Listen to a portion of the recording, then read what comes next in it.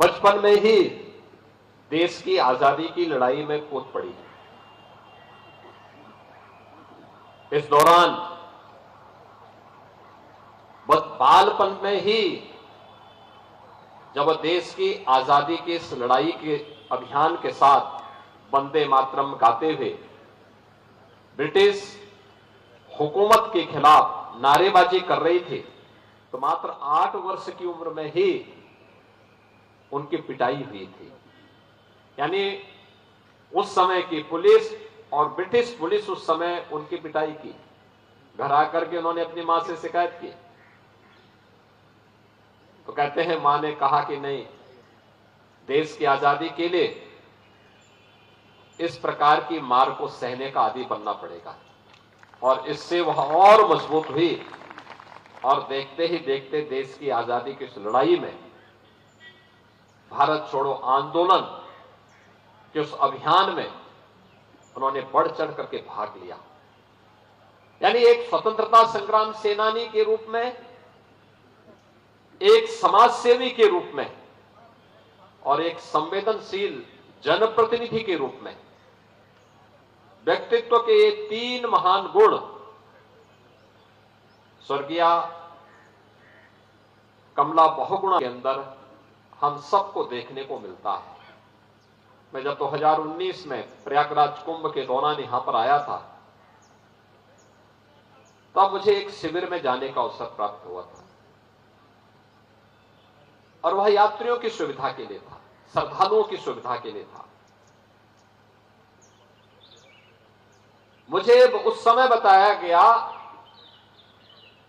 कि यह जो शिविर है, इस शिविर की शुरुआत 1954 से कमला बहुगुणा जी ने किया था। और याद करिए, 54, आज से 70 वर्ष पहले देश और दुनिया से आने वाले श्रद्धालु जनों की सुविधा के लिए हमें कुछ करना है, यह एक कल्पना हो सकती थी। अक्सर होता है, राजनेता वही करता है जहां उसको वोट बैंक की लालच होती है। लेकिन नहीं, मेरी सिटी का गौरव बढ़े, मेरे शहर के बारे में, मेरे इस महा पर्व के आयोजन के बारे में देश और दुनिया उंगली न उठाने पाए। इसलिए मेरा यह दायित्व बनता है कि आने वाले श्रद्धालु को जितना भी हम सहयोग अपने स्तर पर कर सकते हैं वह सहयोग करेंगे। और वह 1954 से वह शिविर आगे बढ़ रहा है और आज भी उस शिविर का आयोजन प्रयागराज में प्रोफेसर रीता बहुगुणा जोशी जी के द्वारा अपनी मां की उस परंपरा को अनवरत रूप से आगे बढ़ाने का काम किया जा रहा है। ये हमारा सौभाग्य है कि पूर्व मुख्यमंत्री स्वर्गीय हेमवती नंदन बहुगुणा जी का जन्म उत्तराखंड के उसी जनपद में हुआ जिस जनपद में मेरा भी जन्म हुआ। अब याद करिए, जब अपने बचपन की पढ़ाई के बाद वे अपने आगे की शिक्षा के लिए प्रयागराज आए, इतना दुर्गम क्षेत्र में उनका जन्म हुआ, वहां से कोटद्वार की दूरी तय करने में उस समय उनको 2 से 3 दिन पैदल चल करके, बचपन में एक बालक वहां से चल करके और फिर वहां आता है, वहां से फिर उन्होंने प्रयागराज की दूरी तय की। और प्रयागराज की दूरी तय करते हुए प्रयागराज में न केवल उच्च शिक्षा अर्जित की, बल्कि देश की आजादी के आंदोलन में बढ़ चढ़ करके भाग लेकर के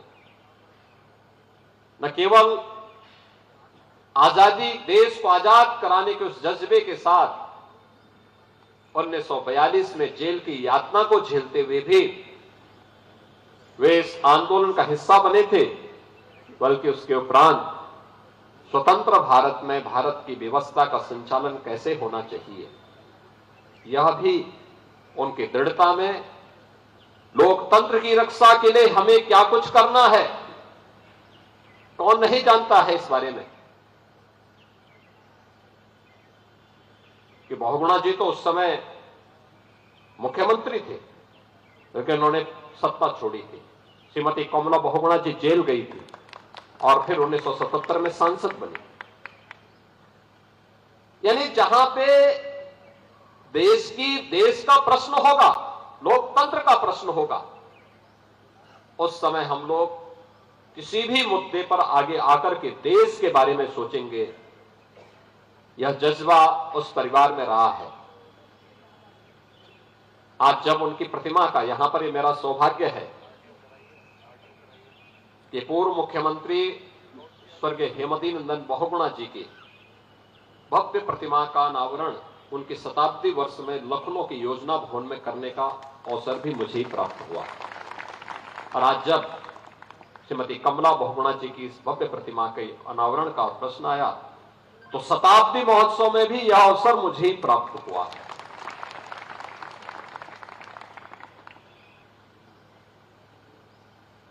आज जो कुछ भी हम लोग देख रहे हैं,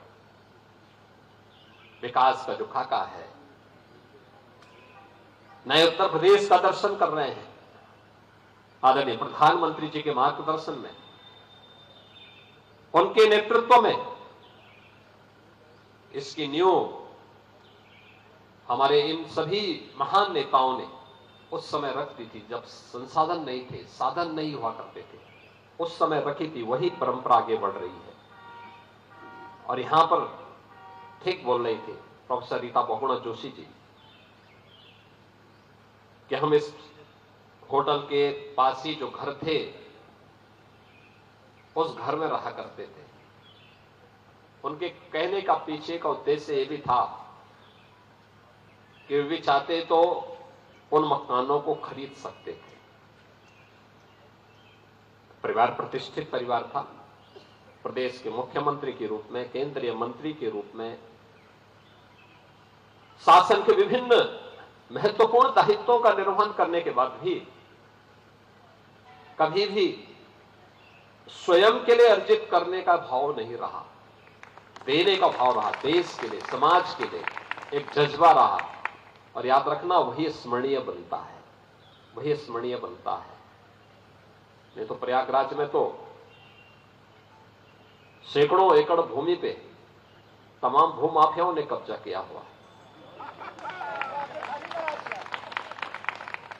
और देर सवेरे तो खाली होना ही है।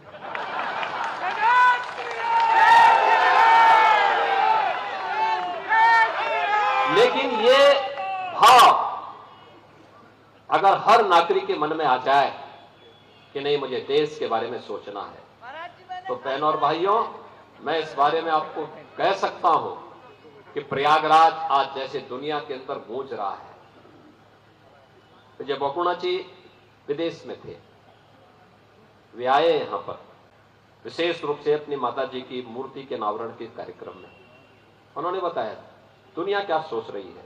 हर एक, यानी जो भाव 1 वर्ष पहले अयोध्या के लिए था, आज वो प्रयागराज के लिए है।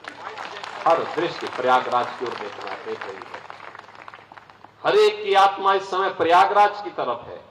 और प्रयागराज के महाकुंभ के बारे में तो कहा जाता है कि मनुष्य तो आएंगे ही दुनिया के, लेकिन मनुष्यतर जीव भी और तमाम उन योनियों में जन्म लेने वाले, वहां पर रहने वाले देव योनि की जुड़ी हुई आत्माएं भी इस अवसर पर प्रयागराज कुंभ को का साक्षी बनने वाली है।